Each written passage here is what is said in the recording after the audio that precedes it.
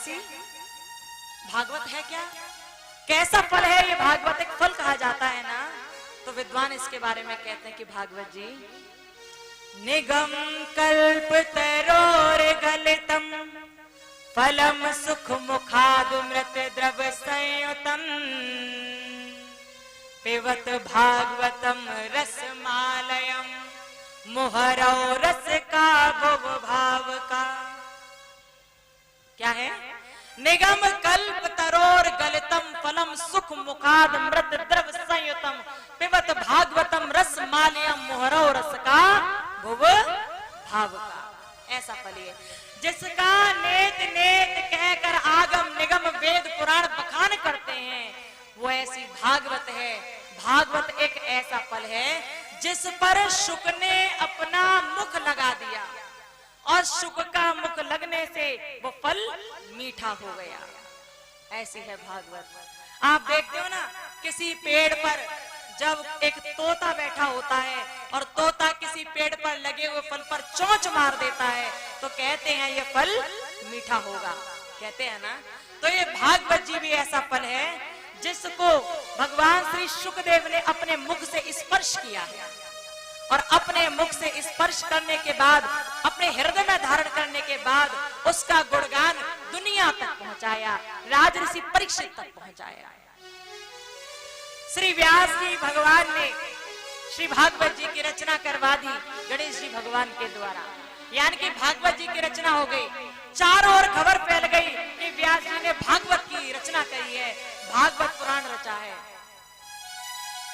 अब भागवत की रचना तो हो गई, व्यास जी सोचने लगे भागवत तो बना दी गई है देव ऋषि नारद, अब आप आए हैं। नारद जी वहां पर प्रकट हो गए।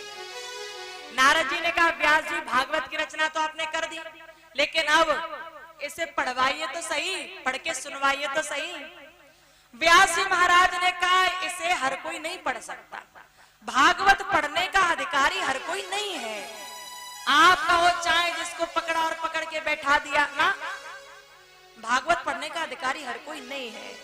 भागवत पढ़ने वाले के लिए कुछ नियम होते हैं, उन नियमों का पालन जो करता वो भागवत पढ़ने का अधिकारी है, वो पढ़ सकता है भागवत, हर कोई नहीं पढ़ सकता।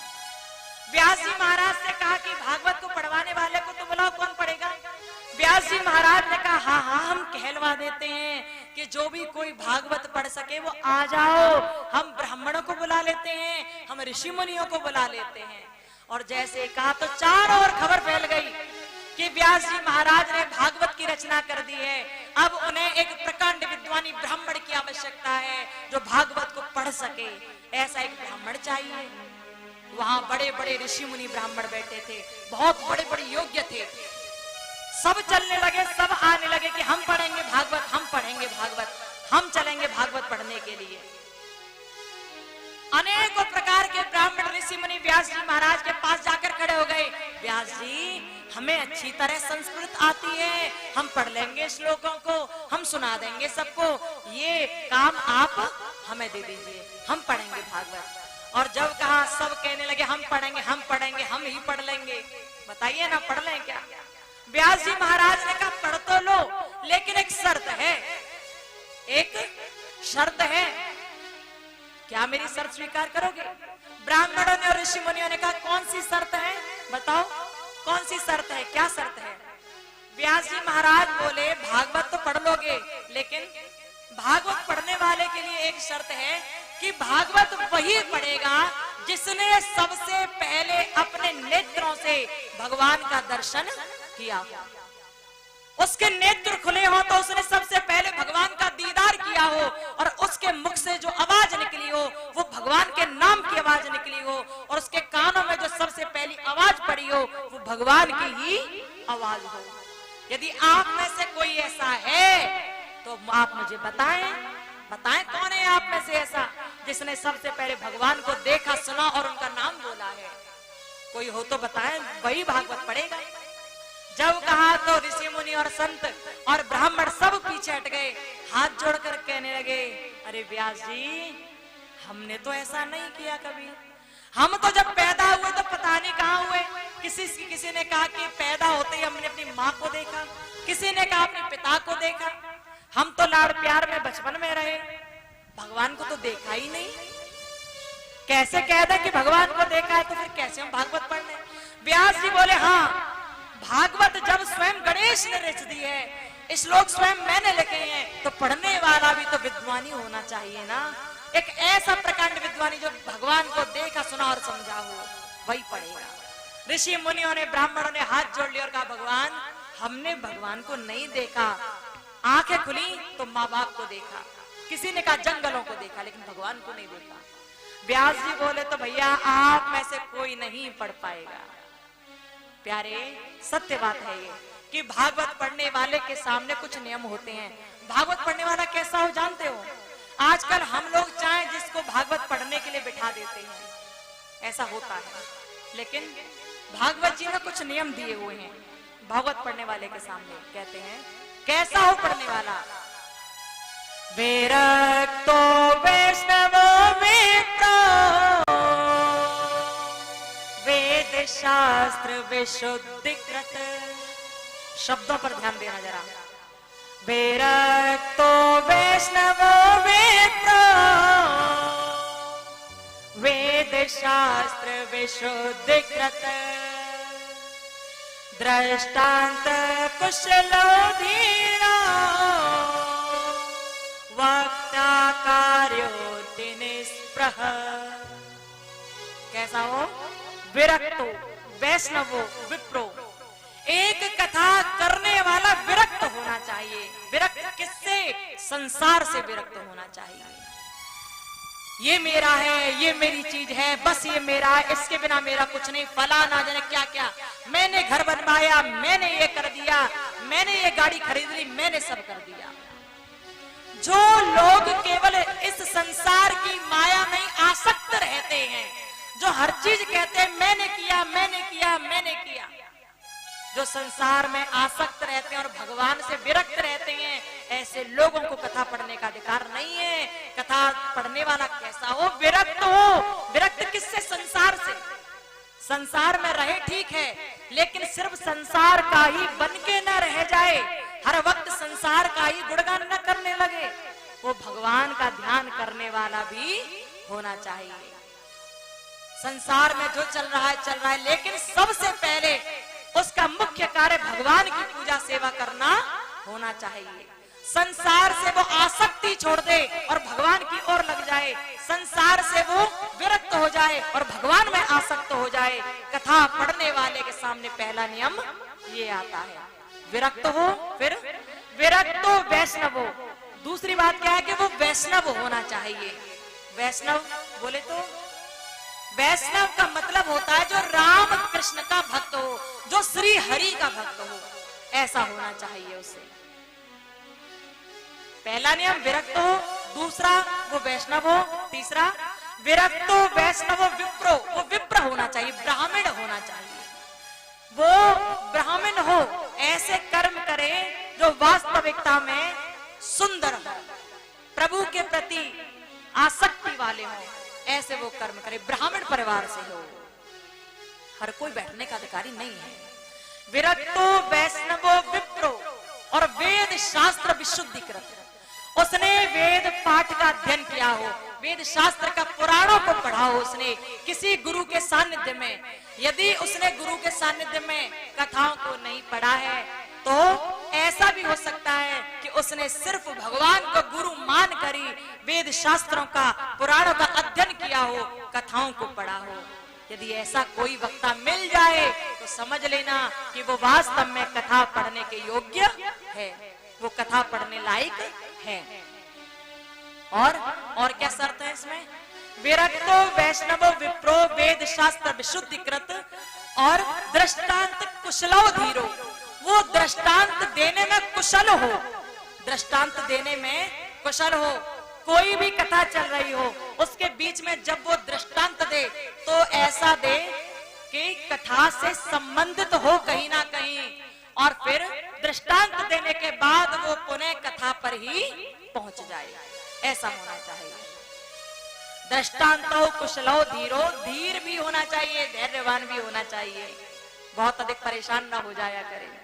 हम लोग बहुत जल्दी परेशान हो जाते हैं, लेकिन जब एक श्रेष्ठ वक्ता बहुत श्रेष्ठ मार्ग पर चलता है, जो संत हो और भगवंत हो, उसे बहुत जल्दी ही अधीर नहीं होना चाहिए, धैर्य धारण करना चाहिए।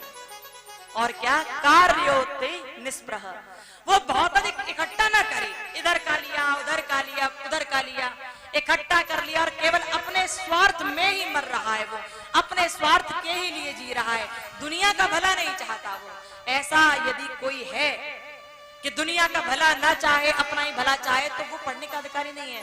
पर जो वक्ता सबके भले के लिए बात करता है, सबके हित के लिए बात करता है, वो ब्राह्मण भी है, वो विरक्त भी है, वो विप्र भी है, वो वेद शास्त्रों से विशुद्धिकृत भी है, वो दृष्टांत कुशल भी है, वो धीर भी है, यदि ऐसा कोई मिल जाए तो समझ लेना कि वही कथा पढ़ने के योग्य है। बोलो व्यास जी महाराज की जय हो। तो ये है कथा पढ़ने वाले के लिए नियम। अच्छा, अब एक बात आपके मन की हम कहे देते हैं, कुछ लोगों के मन में आ रही होगी। कुछ लोग कहते हैं, देखिए बहुत कटु बात करेंगे हम, आप लोग सोचना, और जरूरी है सोचना, और सोच भी रहे होंगे दो चार लोग कि इन्होंने बता दिया कि कथा पढ़ने वाले के लक्षण कैसे होने चाहिए, क्या नियम होने चाहिए, कैसा होना चाहिए। लेकिन क्या एक लड़की कथा पढ़ सकती है? ये बात चलती है लोगों के मन में, और शायद यहाँ दो चार लोगों के मन में तुरंत ये बात चली भी होगी कि क्या एक लड़की को कथा पढ़ने का अधिकार है? सोच रहे हो ना कुछ लोग। बहुत बातें आती हैं ऐसी सामने हम लोगों की कि एक स्त्री कथावाचक हो सकती है क्या?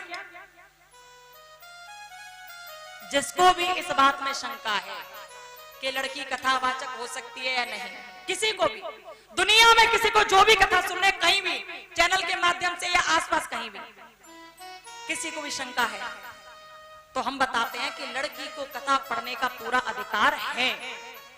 कौन से वेद पुराण में कहा लिखा है कि लड़की कथा नहीं कर सकती? कौन से वेद पुराण में? किसी में भी एक भी खोल कर दिखा दो, कोई भी चैलेंज है सबके लिए, कोई दिखा दो कहीं भी। केवल एक दैविक आपदा की वजह से, केवल एक परेशानी की वजह से, ऐसी परेशानी जो देवताओं के द्वारा स्त्री जाति को दे दी गई, उसकी वजह से लोग कहते हैं कि स्त्रियां अपवित्र होती हैं और लड़कियों को कथा पढ़ने का अधिकार नहीं होता। देखो ये व्यास मंच है, और व्यास मंच पर ये जो हम बात कह रहे हैं, हमें लगता है कि कहना जरूरी है, क्योंकि कुछ लोगों के मन में बहुत बातें चलती हैं। जब एक कथावाचक के लक्षण बताए जाते हैं तो ये बात कहना भी जरूरी है। सबसे पहली बात कि लड़की को उतना ही अधिकार है कथा करने का जितना एक लड़के को, जितना एक पुरुष को है उतना ही अधिकार एक स्त्री को भी है कथा करने का। बाबा भोलेनाथ माता पार्वती को कथा सुनाते हैं और माता पार्वती भोले को कथा सुनाती हैं। भगवान श्री हरि लक्ष्मी को कथा सुनाते हैं और लक्ष्मी हरि को कथा सुनाती हैं। देवी भागवत में तो साफ साफ लिखा हुआ है कि माता एक व्यास बनकर बैठी और उन्होंने कथा को सब भक्तों को सुनाया। कोई वेद पुराण ये नहीं कहता कि स्त्री कथावाचक नहीं होनी चाहिए, कोई नहीं कहता, कहीं नहीं कहता। एक बात बताओ, यदि स्त्री कथावाचक नहीं होती तो आगे के जमाने में, यानी कि पहले के जमाने में लोपमुद्रा, गार्गी और भारती जैसी कन्याएं कभी भी याज्ञवल्क्य मुनि से, वेद पाठी ब्राह्मण से अनेक प्रकार की चर्चा परिचर्चा नहीं करती, और याज्ञवल्क्य मुनि एक महीने का समय नहीं मांगते एक उत्तर देने के लिए। बहुत बड़ी समाज जुड़ी हुई थी, वहां पर देवी भारती ने याज्ञवल्क्य मुनि से प्रश्न कर लिया, और जब प्रश्न किया तो याज्ञवल्क्य मुनि ने हाथ जोड़ दिए, देवी आप श्रेष्ठ वक्ता हैं, मैं आपके प्रश्न का उत्तर नहीं दे सकता, मुझे एक महीने का समय चाहिए आपका उत्तर देने के लिए। एक महीने बाद उत्तर देते हैं याज्ञवल्क्य मुनि। पहले के समय में ऐसी बात नहीं थी, वैदिक काल को उठाकर देखो, पहले ऐसी बात नहीं थी कि क्यों पढ़ रहे हैं, क्या कर रहे हैं। पहले पूजा जाता था स्त्रियों को, आज स्त्रियों को गलत निगाहों से देखा जाता है। यदि लड़की कथावाचक नहीं होती पहले के समय में, पहले के समय से अच्छा समय तो ये है नहीं, ये तो पूरी तरह कलयुग, वो वैदिक काल था। वैदिक काल में तो वेदों की रचना हुई, वैदिक काल में तो बड़े बड़े संत भक्त हुए, हुए अनेक प्रकार की लोक मुद्रा गार्गी भारतीय और श्रेष्ठ माताओं ने यज्ञ करवाया, अनेक देवताओं से, बहुत लोगों से करवाया, लेकिन लोगों के मन में चलता है कि लड़की कथावाचक नहीं होनी चाहिए। भैया कहाँ लिखा है? एक आध जगह तो लिखकर दिखाओ, एक आध जगह तो दिखाओ, एक आध जगह तो दिखाओ, कहीं नहीं लिखा। देखो अब एक बात और सुनो कि ये जो परेशानी, ये बीमारी है ना, जिसे रजस्वला बोलते हैं, ये देवताओं ने दी। और क्यों दी, इसकी कथा भी आगे भागवत में आएगी, टेंशन मत लेना, सुनाया जाएगा आपको कि ये क्यों आई। लोग कहते हैं कि इस अवस्था में अपवित्र होते हैं, सही बात है, नहीं बैठना चाहिए, कोई नहीं बैठता उस अवस्था में, सब जानते हैं। लेकिन आजकल ऐसी ऐसी चीजें हैं कि सब कुछ ठीक हो सकता है। और दूसरी बात, जब आप लोग उस स्थिति को अपवित्र कहते हो तो आप सोच कर देखो कि वही रक्त जब 9 महीने तक माँ के गर्भ में रहता है, तब जाकर आप जैसा इंसान पैदा होता है। कब?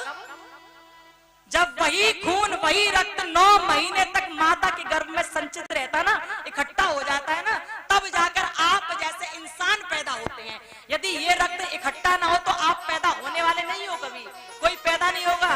जो कहता है ना कि स्त्री पवित्र होती है, दिमाग पर जोर दो, एक बात बताओ, जब वही रक्त अपवित्र है तो वो रक्त 9 महीने तक इकट्ठा होने के बाद आप इस दुनिया में आए तो आप कैसे पवित्र हो गए? भैया दुनिया में कौन सा ऐसा जो पवित्र हो, बताओ, कोई है दुनिया में पवित्र? हमें तो नहीं लगता, क्योंकि जब वो रक्त पवित्र हुआ तो उसी से तो तुम बने हो, तुम तो आसमान से गिरे नहीं थे, फिर तो पवित्र हो गए, फिर तो कोई पढ़ने का अधिकारी नहीं। भाई कुछ समय है, कुछ नियम है, सबको अपनाना होता है, सब देखना होता है। लेकिन ये नहीं कि कह दिया कि स्त्री नहीं पढ़ सकती, नहीं भाई, ऐसा नहीं है, ऐसा नहीं है। वेद शास्त्र भी कहते हैं स्त्रियों को पढ़ने का अधिकार है, कोई मना नहीं कर सकता। इस दुनिया में भगवान ने सब बराबर बनाकर भेजे, सब भेजे। शिव महापुराण में तो ये भी आया कि ब्रह्मा जी ने एक साथ ही, ब्रह्मा जी का जो शरीर था ना, ब्रह्मा जी ने अपने एक शरीर को 2 भागों में किया, शरीर जुड़ा है, 2 भागों में किया। एक भाग से माता शत्रुपा नजर आ रही हैं और दूसरे भाग में स्वयंभू मनु नजर आ रहे हैं। एक साथ स्त्री पुरुष का जन्म हुआ इस संसार में, एक साथ ही वो पैदा होकर यहाँ आए, तो एक साथ कथा पढ़ने के अधिकारी क्यों नहीं है? क्यों नहीं है वो? क्यों स्त्री कथा नहीं पढ़ सकती? पढ़ सकती है भैया, पढ़ सकती है। और याद रखना इस बात को, जिनके मन में और भी बात चल रही है इसके प्रति टेंशन मत लेना, विद प्रूफ हम आपको बताएंगे कि लड़कियों को कथा पढ़ने का अधिकार है। यदि हाँ, एक बात और, यहाँ पर हम ज्यादा चर्चा नहीं करेंगे क्योंकि ये कथा और बढ़ जाएगी इसी बात में।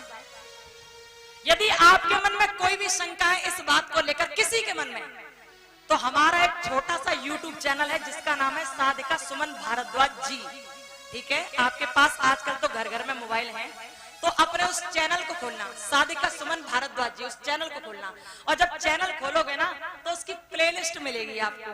प्लेलिस्ट में जाना, प्लेलिस्ट में जब जाओगे तो दूसरे ही नंबर पे जरूरी बात करके एक लिखा हुआ स्टेटमेंट आएगा, जरूरी बात करके कुछ लिखा हुआ होगा। जरूरी बात को आप जैसे क्लिक करोगे, उसी जरूरी बात में दूसरे नंबर पर एक वीडियो पड़ी हुई है, पूरे 30 मिनट की वीडियो, यानी कि आधे घंटे की वीडियो। ये वीडियो बनाई ही उन लोगों के लिए जो कहते हैं कि लड़की को कथा पढ़ने का अधिकार नहीं है। उसे ध्यान से सुनना, यदि यहाँ कहेंगे तो बहुत लंबा खिंच जाएगा और यहाँ हम आपको प्रमाण भी नहीं दे सकते, लेकिन उसमें सारे प्रमाण हैं, उसमें पढ़ना, उसमें देखना कि क्या लिखा है, क्यों लिखा है और क्यों कहा है, ठीक है? ध्यान से पढ़ना उसे, तब आपको समझ आएगा कि वास्तव में सत्य क्या है, तब आप समझ पाएंगे। स्त्री पुरुष भगवान ने बनाए हैं, सब बराबर होते हैं और सबको बराबर का अधिकार होता है। किस समय कथा करनी चाहिए और किस समय नहीं करनी चाहिए एक स्त्री भली भांति जानती है। इतनी बुद्धि उसके अंदर होती है, जब वो दुनिया का पालन कर सकती है तो क्या वो अपने लिए नियम नहीं बना सकती? तो क्या उसे अपने नियमों की परवाह नहीं हो सकती? सब जानती है वो, समझ जाना इस बात को। तो हमने आपको बताया कि कथावाचक कैसा हो, कथावाचक के लक्षण क्या हैं, कथा पढ़ने वाला कैसा होना चाहिए। ध्यान रखना, जिसको भी शंका है वो आपको अपनी शंका का समाधान उसी वीडियो में कर लेना। प्लेलिस्ट में जाना, जरूरी बातें के नाम से आपको एक लिस्ट मिलेगी, उसमें दूसरे नंबर की वीडियो है, आपको सब समझ आ जाएगा कि क्या है, क्यों और कैसे। राधे राधे। कथा के सुंदर श्रोतागणों, व्यास जी महाराज ने बता दिया कि कथावाचक कैसा हो, और जब कहा कि वो भागवत पढ़ने वाला ऐसा होना चाहिए जिसने सबसे पहले भगवान को देखा हो, भगवान के दर्शन किए हो, भगवान को कानों से सुना हो और भगवान को सुंदर तरह से अपने मुख से बोला हो, ऐसा होना चाहिए कथा पढ़ने वाला। जब कहा तो सब ऋषि मुनियों ने, ब्राह्मणों ने झट से हाथ जोड़ लिए, भगवान हम ऐसे नहीं हैं, हम नहीं पढ़ सकते। फिर क्या? व्यास जी ने कहा आप नहीं पढ़ सकते हो। और जब कहा तो ब्राह्मणों ने कहा कि ऐसा तो हमें कोई नजर ही नहीं आता जिसने सबसे पहले भगवान का दर्शन किया हो, भगवान को बोला और भगवान को सुना हो। क्या कोई ऐसा है? व्यास जी महाराज मुस्कुराने लगे और मुस्कुरा कर कहने लगे, हाँ एक है ऐसा, एक है ऐसा। अब सबने पूछ लिया कौन है वो, आप हमें बताएं कौन है वो।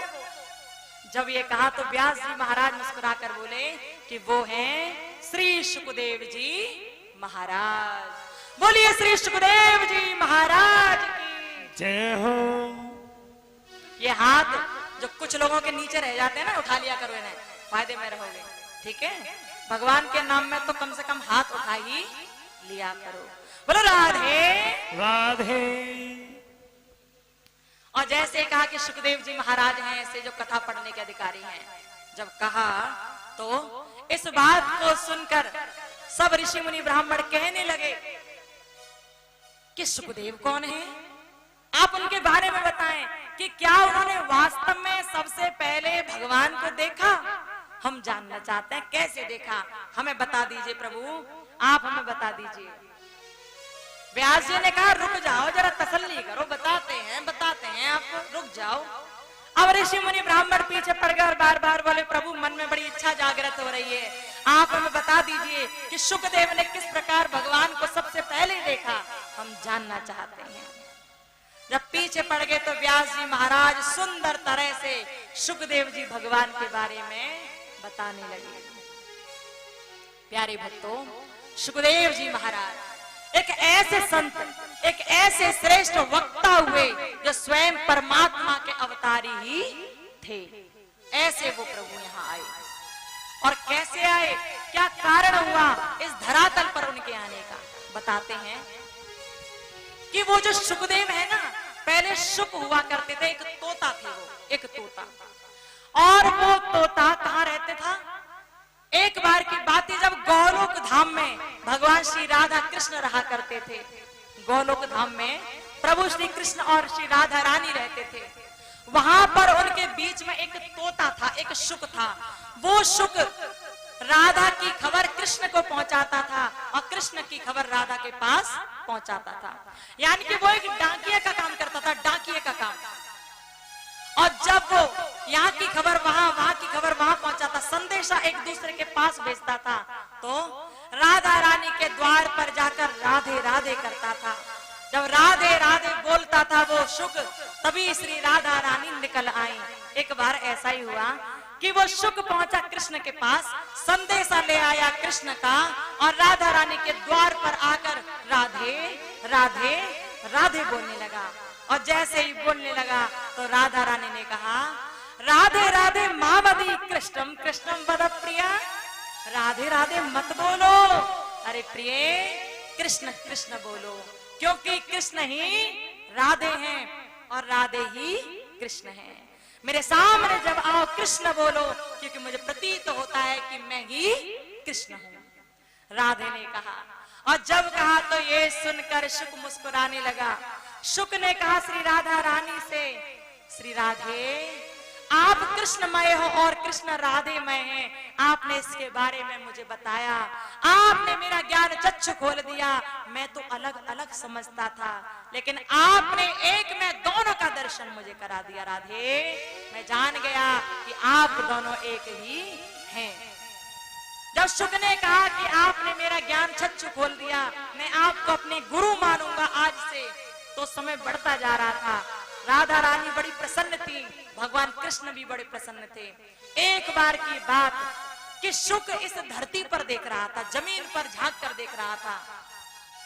शुक ने देखा कि यहाँ पर बहुत लोग इधर उधर चलते रहते हैं, सब आवागमन करते हैं।